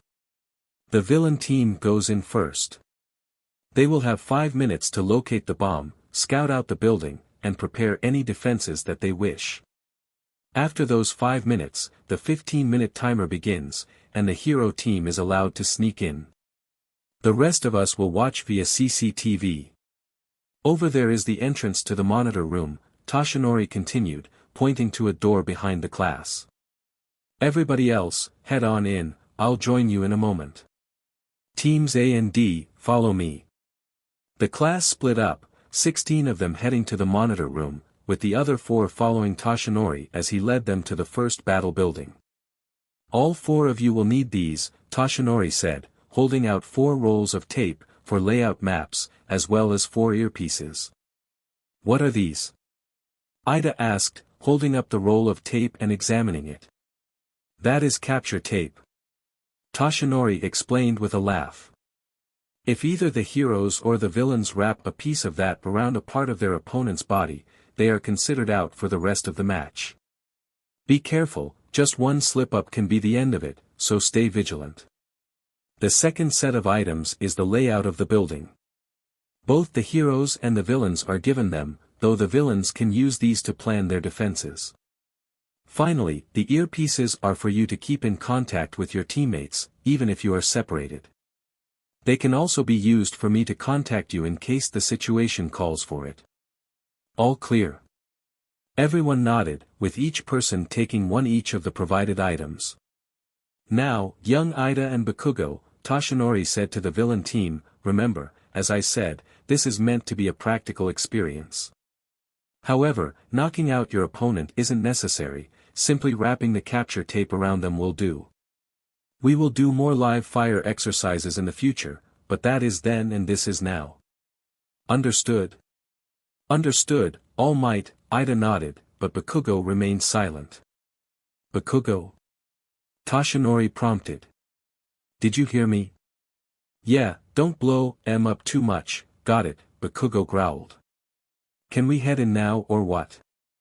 Yes, once you and young Ida step through those doors, your time starts. No time for dilly-dallying. Bakugou just nodded, stepping through the doors to the building with Ida close behind him. Alright, once the 5 minutes that the villain team has to prepare is up, you both can head in, Toshinori explained to Midoriya and Uraraka. Remember, you have 15 minutes to either find and touch the nuclear bomb, thus deactivating it, or capture both of the villains. Good luck. Thank you, All Might, Midoriya beamed, with young Uraraka nodding eagerly.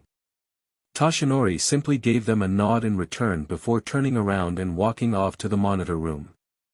Come on, young Midoriya, Toshinori thought to himself. I know you can do this. Good luck. As Kaorines stood amongst the class, waiting for the training battle to begin, she couldn't help but feel anxious. On one hand, she was confident that Dynamite was going to win. He had a powerful quirk, and his intellect had to be equally impressive.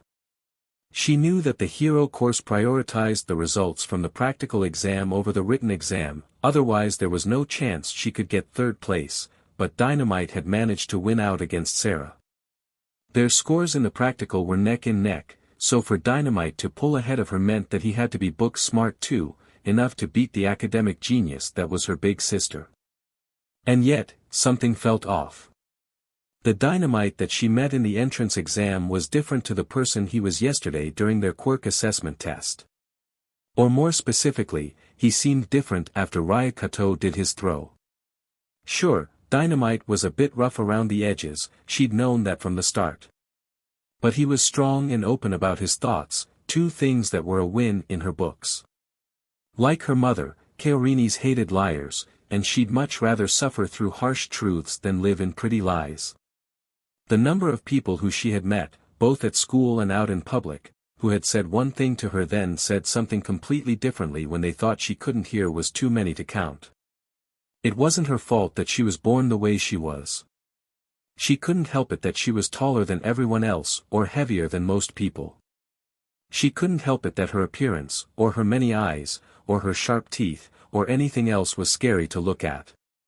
It wasn't her fault that the fear of spiders was one of the most common fears. Dynamite didn't care about any of that. He wore his heart on his sleeve, and even if his dismissive nature of those who were weak might have been an issue for most, Kaorini's preferred his truths, harsh as they were, to the many lies that people had told her, all in a vain attempt at not hurting her feelings. At least with Dynamite she knew what he said was what he meant. Yet when Ryukato performed that impressive feat of strength with his quirk, Dynamite seemed off. As if everything he knew about someone was a lie. That was the only explanation she could think of as to why he would do something so incredibly stupid as to try and attack a fellow student in front of their strict homeroom teacher. There was also the question of what Ryukato meant the other day when they were all walking to the station. If he had such a powerful quirk, one that could break his fingers simply from the sheer power alone, then why would Dynamite pick on Ryukato? It didn't make any sense, not unless there was another piece to the puzzle that was missing. There was something going on between Dynamite and Ryukato, and DMN was she going to get an answer. Indoor anti-personnel battle training, start. All Might announced, speaking into a mic on the desk. Kaorini shook herself free of her thoughts, looking up at the wall of screens. The class had found the monitor room to be massive, easily fitting their class 3 times over and still have room to spare. Due to a lack of windows, the only illumination came from the many screens that dominated one of the walls on the room. Each screen showed a different perspective from within the buildings, and was able to select which of the test buildings to monitor. Due to the many angles that the building would have, UA had apparently filled each building with CCTV cameras, ensuring that there weren't any blind spots, perfect for a teaching experience. Watch closely and try to learn something, everyone. All Might said, pulling out a pad and pen, likely for their teacher to jot down his thoughts on the battle trial. The class watched as Ryukato and Uraraka entered the building through a side window, being careful to make as little noise as possible. Smart, Kaorini's thought. They weren't sure if Dynamite and Glasses were waiting for them at the entrance, so they decided to try another route. The hero duo continued to walk down a line of corridors, and it was only now that Kaorini's really paid attention to the building the test was in. The walls were bare, consisting of basic concrete panels. Seeing how Cementos was a teacher at UA, it made sense that the school would make use of his quirk to create cheap, easy-to-make buildings. While Ryukato and Uraraka were checking around corners as they made their way through the building, being careful to not make too much noise, their luck could only hold for so long. A sneak attack, the purple perv midget they had as a classmate gasped, as the screen showed Dynamite leaping out from the next corridor. The ash blonde lashed out a hand, an explosion bursting forth and slamming into the wall where the heroes had been standing only seconds before. Ryukato managed to leap into Uraraka, throwing the both of them out of the way. However, as Ryukato straightened his posture, Kaorini's noticed that he hadn't emerged unscathed. Part of Dynamite's explosion had managed to hit him, ripping his mask apart, causing only the right side of his face to be covered in the green bunny mask. "That's low, bakugou." Kaorini's spiky red-haired classmate shouted, his frustration thick in his voice. Sneak attacks are so unmanly. Yet they are a valid strategy. All Might argued, his gaze fixed on the screens like the rest of the class. This is practical experience. Yeah, some heroes aren't suited to fighting head-on, Kaorini's argued, drawing the class's attention. Other times, like right now, the best option in a situation isn't to charge in head first, but instead wait and catch your opponents by surprise. "What do you mean?" the redhead asked. Bakugou could have totally taken them on without having to resort to a sneak attack. If it were Uraraka by her lonesome, I'd agree with you, Kirishima, Sarah answered, reminding Kaorini's of the redhead's name. However, we must remember that Midoriya's quirk is not only incredibly destructive, but also unstable and dangerous. Simply the force of it damages his own body. Imagine what it would do to Bakugou if he managed to land a hit. Sarah's question caused the class to quiet down as they imagined the situation, all of those who had sided with Kirishima initially soon realizing that he had made the right call. Yeah, Ryukato has a powerful quirk, all right. Shame he has such SHT control over it, Kaorini sighed, leaning back onto her thorax and folding her hands behind her head. Kaorini's, mind your language, Sarah scolded, frowning at her. And why Ryukato? Kirishima asked. You know, because he's green and small, Kaorini's explained, pointing with one hand to her hair while also holding her other hand horizontally flat at her shoulders. Oh, good choice, nodded the pink-skinned student who stood next to Kirishima. Thanks, Kaorini said, smiling at the pinkette before turning her gaze back to her sister. And so what, it's true. I've never heard of a quirk that is that unsuited to the person who has it. It's almost like he's not meant to have it, either that or he's never used it before. Maybe so, but Midori sure can dodge, the pink-skinned student standing next to Kirishima grinned, pointing at the screens. And look at that throw. Indeed, as Kaorini's had been debating with Kirishima, Dynamite had attempted to swing another explosion at Ryukato, only for the greenet to grapple the arm, and using the momentum from the swing, perform a textbook slam over the shoulder. Dynamite slammed into the ground strong, and even though the class couldn't hear anything within the monitor room, they could almost see Dynamite's breath being forced out of his lungs from the impact. Oh, many in the class winced at the sight. Dynamite wasn't out of it yet, as he slowly rose to a crouch, glaring over his shoulder at Ryukato who stood before him, fists raised and ready. Ryukato seemed to be saying something to Dynamite, and judging by his mouth, it quickly developed into yelling something. Dynamite was quick to respond in turn, before pressing on something in his ear. Looking at the other screens, Kaorini's saw glasses doing the same thing, standing next to the fake nuclear bomb. What are they saying? Kirishima asked, voicing the question many of them had in their mind. These fixed cameras don't have any sound. They're communicating with microtransceivers. All Might explained. We give them to the battlers along with the building blueprints. All Might then pulled what looked to be a roll of sticky tape, holding it in the air for the class to see. Also, this is capture tape. Tying this around your opponent is sufficient proof of capture. So they've only got 15 minutes, but the heroes don't know where the bomb is, right? Kaorini's asked. Yes, that's correct. All Might laughed. While both heroes and villains were given a map of the building, the villains' maps showed them where the bomb was, so they could make the most of the setup time they were given. After all, villains that are hiding within their lair will know where the bomb they are trying to hide will be. The hero teams are at a real disadvantage, the pinkette noted, with many in the class murmuring in agreement. That just means you all have to do what Aizawa told you, All Might said, turning to the class. Say it with me. Plus ultra, the class cheered. Ah, Monsieur Bakugou. Aoyama noted, being one of the few in the class to not join in the chant. Kaorini's turned her attention back to the screens, seeing Dynamite launch off the ground with his explosions. Ryukato must have yelled for Uraraka to run, since the gravity girl started sprinting away from the conflict. Ryukato tried to fend off Dynamite, but the explosive blonde seemed to have learnt his lesson, as an explosion from his left threw him to the right, allowing him to land a kick to the back of Ryukato's head. However, the greenet wasn't down, as instead of getting back up or retaliating, Kaorini's noticed the line of capture tape that was about to be wound around Dynamite's leg. No way, she gasped out loud. He's going for the capture. Dynamite let forth another massive explosion from his right, but Ryukato anticipated it, leaping to the side and out of the way. He's amazing, one of Kaorini's classmates observed, fiddling with her earphone jack-shaped earlobes. Going toe-to-toe without using his quirk.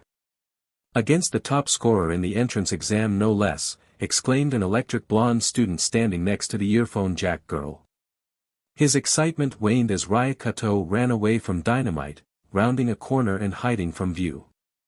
Dynamite was more than pissed, yelling something to Ryukato while explosions burst from his hands, his expression filled with rage. But DMN, he's really scary. You really think that Midoriya's display was impressive? Sarah asked aloud, causing many in the class to look at her in confusion. Well yeah, wasn't it? Azui, the third heteromorph in the class, asked with a tilted head. Think about it, Kaorini's big sister explained. We know Midoriya's quirk, however ill-suited it may seem, allows him to produce tremendous amounts of force in his body. And yet we haven't seen him use it at all, even when it would make sense to. Well, yeah, sure, but Midori probably doesn't want to break his body, the pinkette answered. I mean, I don't blame him, it looks really painful, but he might still have to fight Ida, so he's probably waiting for the right moment. Sure, I could understand that, Bushido, but why isn't he simply using less power? Sarah's question stumped the class, causing a few to mutter out loud as they thought, only to stop as an answer was given. It's because he has no control, the Yaoyorozu heir spoke, staring at the screens as they showed Ryukato stealthily fleeing down the corridors while Dynamite blew open doors and walls in his search. Midoriya is like an infant, he has no fine control over his strength, so he is forced to use all of it or none of it, much to the detriment of his body and his surroundings. He's probably aware of this more than anyone else, likely resulting in a mental block out of fear of harming his fellow classmates, she continued, completely oblivious of the looks of sheer bewilderment from not only the majority of the class, but All Might as well. Rather than being impressive, this shows that Midoriya is only able to participate in this test as a quirkless, putting him at a severe disadvantage. Yaoyorozu glanced around the room, a light blush forming on her cheeks as she noticed the amount of her fellow students with their mouths agape. She glanced over at Sarah, her blush only growing. Was that correct? Yeah, exactly, Sarah answered, a slime growing on her face. I couldn't have answered it any better myself.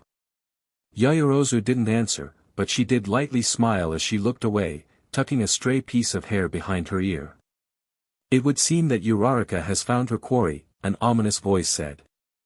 Kaorini's turned her gaze to the source of the voice, seeing a crow-headed student dressed in a black robe. Indeed, one of the screens showed Glasses, still in the room with the bomb, but he was unaware of Uraraka poking her head round the corner. While she seemed to be determined, Glasses' next actions broke her concentration. Is Ida? Someone asked in confusion.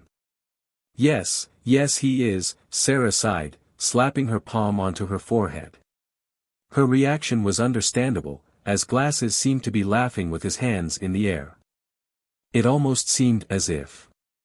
Hey, All Might? Kaorini's asked the teacher. Is Glasses, Tenya, well? Yes, young Ida is monologuing and really hamming up the role of a villain, All Might chuckled. Ah, and it seems young Uraraka found it amusing as well. Indeed, Uraraka had apparently laughed out loud, as Glasses instantly snapped his gaze around, turning to face the other member of the hero team.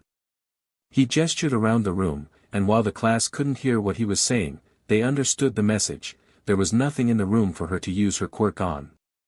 Uraraka seemed to know this as well, slowly backing her way out of the room. She pressed on her earpiece, communicating with Ryukato, who had stopped in the middle of a hallway. He glanced up, possibly to judge where he was in the building, only for the hunter to catch up to the hunted. Oh, that's not good, the electric blonde muttered, Bakugou found Midoriya. Standing at the end of the hallway was Dynamite, blocking off the only way out. His right arm was raised, the grenade-like gauntlet pointed at Ryukato. They exchanged some words unheard to the class, with Dynamite pulling back the handle of his grenade gauntlet, revealing a pin. Are Dynamite's gauntlets? Kaorines wondered, only for All Might to answer her question. Bakugou, stop it now, kid, the symbol of peace exclaimed into a mic, are you trying to kill him? Dynamite either didn't hear or didn't care, because as he pulled the pin, an explosion burst forth. Boom! The class all let out cries of shock and worry as tremors could be felt within the monitor room. I thought this was just practice. Kirishima cried out, using an arm to hold onto Ashido, both of them helping to keep the other steady. Midoriya, kid. All Might exclaimed. Can you hear me? Are you alright? While Kaorines was worried about her classmates' safety, movement from another screen caught her attention. Uraraka had taken the distraction of Dynamite's explosion as an opportunity, rushing forward and leaping over glasses, her quirk in use as she floated towards the bomb. However, Glasses wasn't idle. Just before Uraraka could touch the weapon and secure the hero team the victory, he grabbed the weapon, repositioning it out of the way. Uraraka took a tumble, her helmet coming off as she crashed into a wall. Kaorines heard All Might give a sigh of relief, and looking at another screen saw the smoke and dust from the explosions clearing, revealing a scuffed-up Ryukato, alive and conscious. "Sir, shouldn't you stop him?" Kirishima asked, his voice raised in worry. "Bakugou's crazy. He's looking to kill." Kaorines grit her teeth and balled her fists at that statement. Not because Kirishima was wrong, but the opposite. "What's with you, Dynamite? You're acting so differently from the entrance exam. What's with you?" "Bakugou, use that move again," All Might said, quieting the many murmurs and whispers amongst Kaorines' classmates, "and I will forcibly end the match. You will lose. Using massive attacks like that indoors is just asking to have your own stronghold destroyed. Whether hero or villain, it's a bad move. And a good way to lose points." Dynamite clearly heard their teacher, gripping his head and letting out an inaudible yell of frustration. He burst off of the ground, rocketing towards Ryukato, who seemed to be getting ready to intercept Dynamite again. However, before he could grab him, Dynamite ignited an explosion beneath him to launch himself over Ryukato's head, the heat and force from the explosion acting as a smokescreen, causing Ryukato to not see his opponent reposition behind him. Dynamite let out another set of explosions, one from each hand, the left stabilizing his movement in the air and the right slamming into Ryukato's back. He used the first explosion to simultaneously feint and change his own tack, Shoto observed. Then he followed up immediately with another. "He doesn't seem like a thinker, but that strategy was fairly intricate," Yaoyorozu added. "And his instincts are great," Kaorines said. "Flashy moves like that rely on a deep understanding of momentum and physics. Dynamite's clearly been training himself to use his quirk in combat." Dynamite swung his right arm while Ryukato was reeling from the blow the explosion to his back landed, the right arm slammed into Ryukato's own right arm. Quickly grabbing Ryukato's elbow, Dynamite let out a series of explosions with his left arm, creating momentum as he slammed Ryukato's over his shoulder, causing him to land on his back, just the same as what Ryukato did to Dynamite only minutes earlier. "This is just torture now," Ashido cried out. He could have already ended it with the capture tape. "Not very hero-like of him," the crow-headed student said. "I thought Midoriya was good," Yaoyorozu muttered, "but Bakugou's battle sense just can't be beat." "You're right," Sarah agreed, looking towards Yaoyorozu. "While Midoriya seems to be fighting based on strategy and planning, it all falls apart when something goes wrong. Conversely, Bakugou is all instinct. This means that his actions, while not as thought out in advance, are much more adaptable. To be honest, the only thing that Midoriya can do is flee," Kaorines finished, watching as Ryukato scrambled up off the floor, trying to get away from Dynamite. "It's not very manly, but he doesn't have a choice," Kirishima admitted. Ryukato tried to escape but was trapped. A wall of concrete behind him, and a very angry Dynamite in front of him. As Dynamite stalked forwards, he continued to yell, and whatever he said seemed to have affected Ryukato, who started to yell right back at him. He's not going for the shot, Ishido realized. Bakugou sure is confident, huh? Their argument however didn't last long. The two students started tensing up, both right arms swng out for a hit on the other. Through the screen, Kaorini's noticed the sparks coming off of Ryukato's arm as the right sleeve of his costume ripped from the pressure. Likewise, Dynamite's hands were glowing with explosive sweat, the prelude to another powerful explosion. Whatever the outcome of the blows, no matter who was left standing, everyone in the monitor room knew it was going to end badly. "Sir!" Kirishima shouted to All Might, who seemed frozen at the sight. "This looks bad, you need to stop it." "Sir!" "Both of you!" All Might began. "Stop th-." But before he could finish, something caught his attention. Movement from the room housing the weapon drew everyone's attention, seeing Uraraka grabbing hold onto one of the supporting pillars in the room. Before the class could wonder why she had done that, Ryukato and Dynamite's blows landed. Boom! Smash! While Dynamite's blast connected directly with Ryukato, the Greenet's blow flew upwards, the air pressure slamming into the ceiling. Multiple screens captured the different perspectives, a few of them showing the damage the hit caused, smashing through multiple floors of the building, including the weapon room. The floor burst open, causing rubble to fly skyward. Uraraka, still holding onto the pillar that was now disconnected to the floor, must have used her quirk on it, for there was no other explanation as to how such a short girl would have been able to swing the pillar, smashing it into the flying debris. Glasses instinctively raised his hands to cover his helmed face, protecting it from the makeshift projectiles that were launched at him. Of course, this prevented him from noticing Uraraka, who used her quirk on herself to leap over the gap, floating through the air. Releasing her quirk's effect on herself, she collided with the top of the weapon, holding onto it with both arms and legs. The hero. All Might began, just as surprised by the ending as the class. The hero team wins. While the class should have been celebrating their classmates' victory, only stunned silence could be heard. After all, who could have predicted an ending like that? "You all wait here," All Might ordered, moving from his spot by the computer terminal. "I'll go check on your classmates. I've already called for a stretcher for young Midoriya, but it's always good to be sure." With that, the symbol of peace burst out of the door, creating a wind gust in his wake. "The losing team is nearly unscathed, while the winners are down for the count," the crowhead student stated. Kaorini's could see that what he said was true. While Dynamite and Glasses were practically untouched, Ryukato and Uraraka were completely out of it, either passed out on the floor or keeled over and throwing up. They lost the battle, but they won the war, so to speak, he concluded. After a few minutes of waiting, All Might returned with Glasses, Dynamite and Uraraka in tow. Ryukato was missing, but All Might explained that he was taken to Recovery Girl's office so he could be healed and recuperate. And despite her attempts at catching his attention or gaze, Dynamite simply didn't look at Kaorini's. He didn't really look at anything really, his gaze downcast, his expression distant and withdrawn. Whatever had happened between him and Ryukato, as well as the result of the battle, had really shaken him.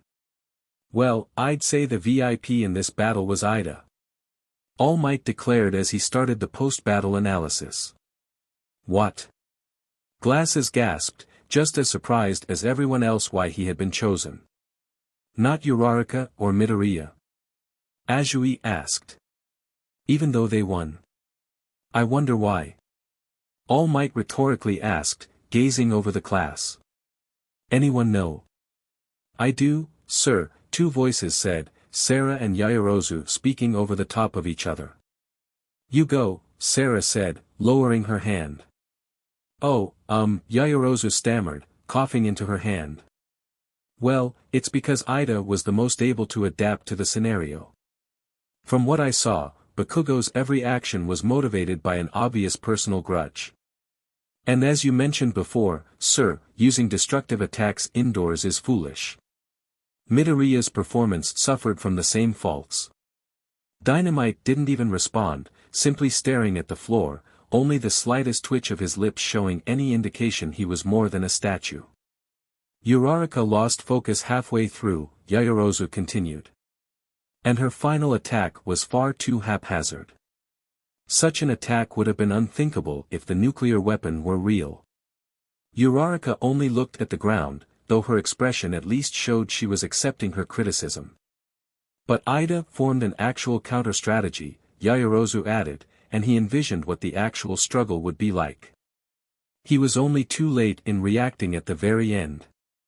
The hero team only won because this was a training exercise with exploitable constraints. The class was stunned silent, the only sounds being Glass's quiet sniffles from how touched he was by Yaoyorozu's praise, while also being comforted by a proud-looking Sarah. Not bad, Glasses, not bad, Kaorini's thought to herself. I'd also add that Ida was a bit too stiff. All Might hesitated, his face tensed, most likely from Yaoyorozu's spot-on answer, but yes, you're correct. We've got to start at the bottom and work up. Yaoyorozu declared, her hands on her hips. And if we don't earnestly cheer each other on, we'll never be top heroes. Ah, that's right, Shoto mentioned that she was at the recommended exams, Kaorini's thought to herself. Guess her parents' money didn't buy her a ticket to UA after all. Right, now then, All Might began, before pausing as he saw Sarah's raised arm. Yes, young Kurusu. Did you have something to add? Yes, sir, her sister answered. While Yaoyorozu did mention Bakugou's foolish actions with his large explosion taking out the side of the building, I believe that extra attention should be focused on Midoriya's final move. What about it? All Might asked, tilting his head. Yaoyorozu already mentioned that it was a bad move, there really isn't any need to go over established material. Correct, but Yaoyorozu forgot to mention one key factor, Sarah elaborated. Real-world application. Silence rang out within the monitor room as people failed to see what she was alluding to. In a real-world scenario, what are the chances of the building that the villains were using being deserted?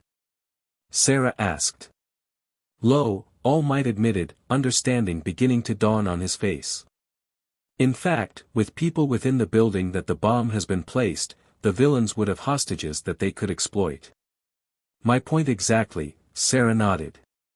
Even if we say that the villains chose an already inhabited location because it made it inconspicuous, that still means that there are those unaware of the event in question. An argument could be made that the civilians would be evacuated, but what is to stop the villains from threatening to activate the bomb?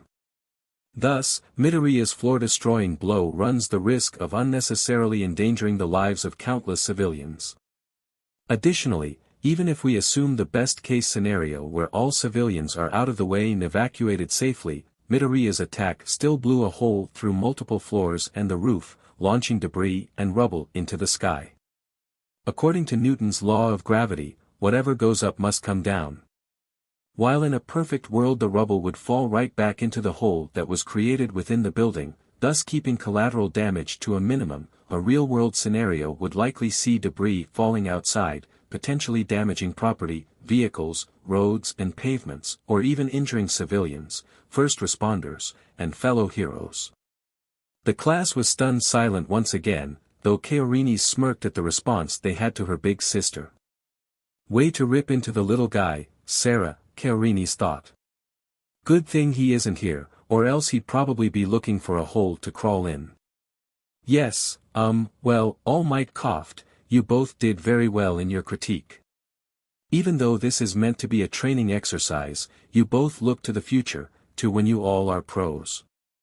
So well done, top marks. Sarah gave Yaoyorozu a congratulatory nod, a small smile on her lips. Yaoyorozu gave her own hesitative nod before turning back to their teacher. Well, All Might began, drawing out the hero and villain boxes. Let's see who's up next. All Might plunged his hands into the boxes, and after a second of deciding drew out the deciding letters. The heroes are Team B, Shoji and Todoroki. The villains are Team I, Ojiro and Hagakure. Follow me, you four, All Might stated, striding towards the door. Our last team destroyed their building, so we'll give you a new one to use. Mizo followed the symbol of peace, walking behind his new teammate and his two opponents. Privately, Mizo was glad that he was part of the hero team. While he was sure that UA wouldn't allow any quirk discrimination on campus, years of facing abuse from people over his appearance had made him hesitant to open up to people. But even if some of his classmates turned out to be strong to make friends with, he was sure he could find common ground with his fellow mutant quirk classmates, be they true mutant types or heteromorphic types. Alright, you lot, All Might grinned at them, standing in front of the doors leading into their building. As I explained in the monitor room, you're going to need these micro-transceivers, a roll of capture tape, as well as a map of the building. Go ahead, take one each. Each of them stepped forth, with the villains receiving their own unique maps. Alright, villains, All Might continued, you have 5 minutes to head on in, find the bomb, make a plan, and set up your defenses. Are you ready? Yes, sir, nodded Ojiro, the heteromorphic student with the tail nodded. Beside him stood his teammate, and even though Mizo couldn't see her, her gloves that were pumping up and down helped to show her excitement.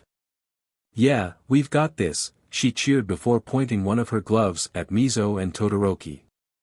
No strong feelings or anything, but you two are going down.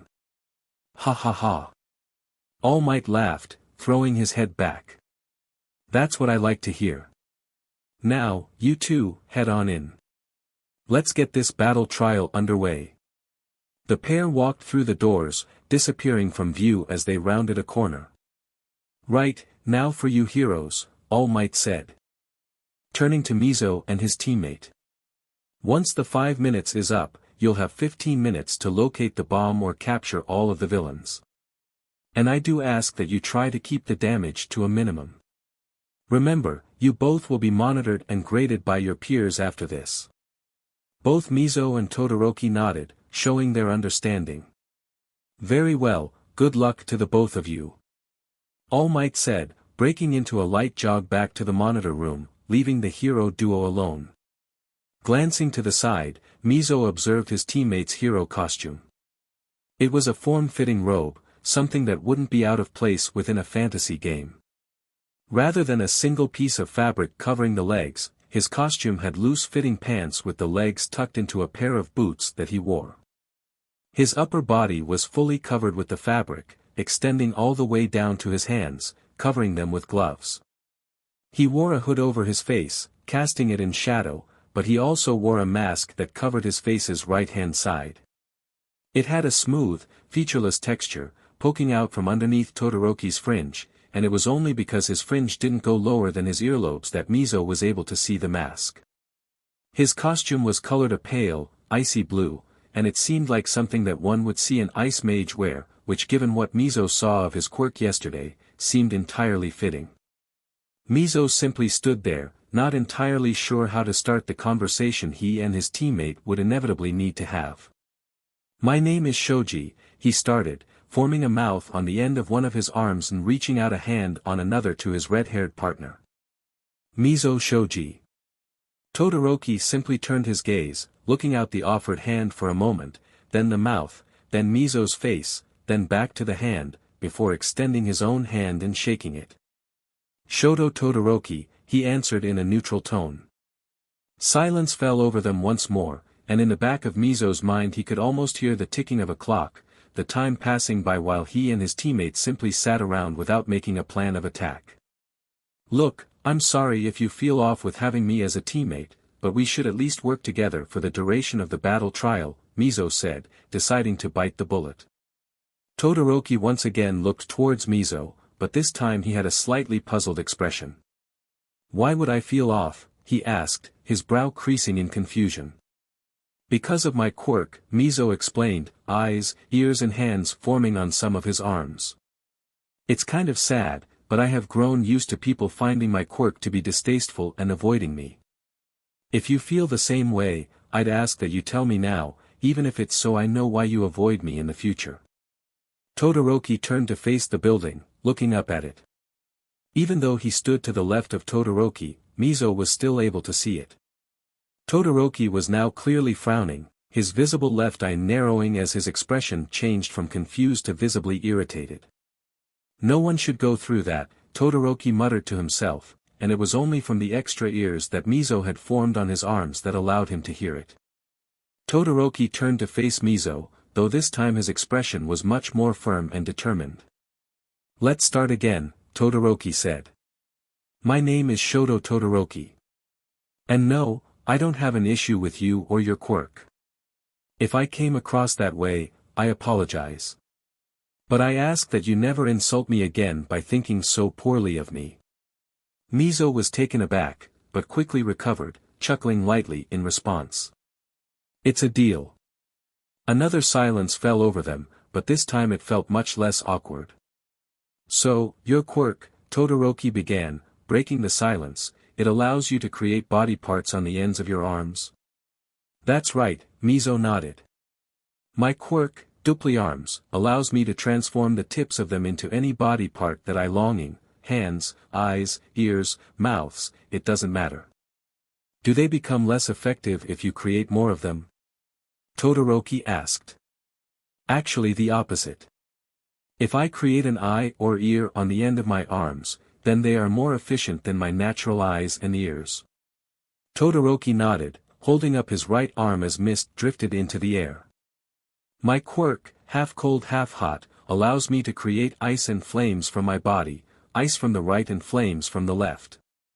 My body is also resistant to extreme temperatures, and depending on which side of my body is touching something will determine if I can touch and hold it without risking injury."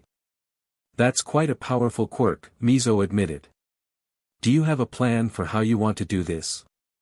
"I do," Todoroki nodded. "I'm not sure if All Might will allow us to use our quirks to find our opponents before the match begins, but I don't want to risk it.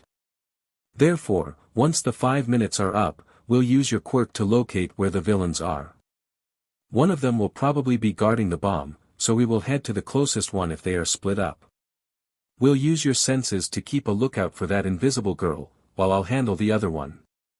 That way you can keep an eye out for when she inevitably tries to sneak up on us.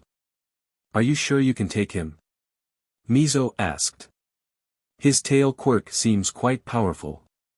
Todoroki only gave a light smirk as ice formed within his right hand, creating a staff of blue ice, quickly reaching the ground. Ice started to form all over his body, a chest plate, arm guards, greaves and gauntlet spreading across his right-hand side. He moved his ice staff into his left hand, placing his now free right hand onto his left bicep. Ice formed over the cloth, just the same as his right, before he repeated the process on the left side of his chst in his left leg. Finally, he placed his hand on his mask, the mist emanating from the hand moving his hair. He pulled his hand away, revealing that his mask now sported an image of a reptilian face, its lips pulled back in a vicious snarl. Todoroki's hero costume no longer looked like a form-fitting set of mage's robes, instead, it looked more like a suit of armor, with gaps allowing for the perfect balance of mobility and protection. Mizo felt goosebumps form over his skin, his body reacting to the sudden change in temperature as the icy armor drained heat from the surrounding air. "I'm sure I'll be fine," was all the icy student said. As Mashireo walked through the dim corridors of the abandoned building, many thoughts were going through his mind. Where would they be able to set up an ambush? How defensible would the room holding the bomb be? Could he take the heroes in a head-on attack? However, the most pressing question he had was in regards to his teammate. "So, Hagakure, right?" Mashireo started, lightly scratching his cheek in embarrassment. "My name's Mashireo Ojiro. Your quirk makes you invisible, right? And only your body, not your clothes?" "Yep, that's right," Hagakure cheerfully said. Mashireo turned his head to the right, noticing her gloves that were pumping in the air, showing her excitement. "With my invisible quirk, they won't see me coming until it's too late, literally and figuratively." Mashireo nodded, glancing down at the map that they had been given. The building they had been assigned to was a 5-story office building, with a roof access at the top. According to the map, the weapon was located on the north side of the fourth floor, with only one doorway into the room. Perfect. This way, Mashireo said, walking up a flight of stairs with Hagakure close behind him. Keeping a close eye on the map, the villain duo made their way to the right room, opening the door to reveal the fake bomb standing there. Oh wow, Hagakure gasped, walking towards the weapon, it's a lot bigger in person. Her gloves reached over to the support struts of the bomb, attempting to pick it up. Whoa, she flailed, both her and the weapon tilting over from the force she exerted in trying to lift the bomb. Mashireo was quick to rush over, using his tail to support Hagakure's back while holding the support struts of the weapon, his hands placed just above Hagakure's gloves. You alright?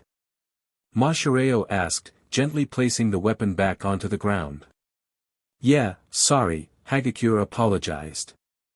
I was expecting it to be a lot heavier, so I put too much of my strength into it. Mashireo, now curious about the weapon they had to defend, rapped a knuckle against the side of the weapon, creating a hollow talk sound. It must be made of papier-mâché, he guessed, looking at the bomb from different angles. It makes sense that the school wouldn't use actual bombs, and this way it's light and easy to make. So, Hagakure started, causing Mashireo to look in her direction. She was grinding the toe of her left boot against the floor, showing her nervousness. I know what I said to our opponents, but do you think we can actually win? What do you mean? Mashireo asked. You seemed really confident before. Well yeah, but that was simply banter, you know, hyping us up, Hagakure explained, her gloves rubbing what Mashireo assumed was her shoulder. It's just, they seem to have really powerful quirks, and I don't. That octopus guy is super strong, and the redhead has a powerful ice quirk. I mean, yeah, we have your quirk, but I can't fight. I'm just invisible, I'm only good at hiding. Mashireo shook his head. I actually think it's the opposite. My quirk isn't all that impressive, I simply have a tail. But you could be our key to victory. Really? Hagakure asked, her gloves balled up in front of her chest. Really, Mashireo smiled. Here's my plan, when the heroes break in, I'll distract them, keep them occupied, while you hide out of sight. I might not be as powerful as they are, but I'm nimble and can hold my own in close quarters combat. Then, while they're focusing on me, you sneak up behind them and take one of them out with the capture tape. Hopefully that will throw the other one off their game, allowing me to capture them in turn. What do you think? Oh, that's a good plan, Hagakure agreed, flashing Mashireo a thumbs up, before hesitating. Wait, are you sure you can take them both on without me? This isn't you trying to be all macho, right? I'll be fine, I promise, Mashireo chuckled, tugging on the GI that he wore as part of his hero costume. This GI isn't for show, my parents run a martial arts dojo for those with heteromorphic quirks. While my quirk might be bland, my martial arts skills are anything but. Wow, Hagakure breathed, before slipping her gloves and boots off. If you're willing to go plus ultra, then so am I. The gloves and boots are coming off, Ojiro, I'm going all out. Right, Mashireo hesitantly said, glancing away. Even though she's invisible, I'm in a room with a naked girl. This feels wrong. And look. Hagakure said, causing Mashireo to look back over. Floating in the air was Hagakure's roll of capture tape, visible for only a moment before disappearing completely. My quirk makes my body invisible by bending the light around it. That means that if I have something held in my hands, I can make it invisible too. Alright, then I'll wait here for the heroes to arrive, Mashireo said. You hide somewhere nearby on this floor, that way you can stay out of sight but still be close enough to come and ambush them. Yeah, those heroes don't stand a chance. Hagakure cheered. Indoor anti-personnel battle training, round 2, start. All Might declared over the building's intercom system. Alright, go find a place to hide, Mashireo said. I'll stay here and guard the weapon. We can do this. Got it, Hagakure said, the only indication of her movement being the sound of her footfalls as she walked away. I'll be close by, even if you can't see me. Her footsteps stopped, and Mashireo imagined her looking back at him, a smile on her invisible face. These heroes don't stand a chance. So alright folks, that's all for today. Stay tuned for part 4. Do subscribe, like and share for more such videos. Also check out the story and author Jevm.mita on FANFICTIONnet. Press the bell icon to be notified first on release. See you in the next video. Till then, goodbye.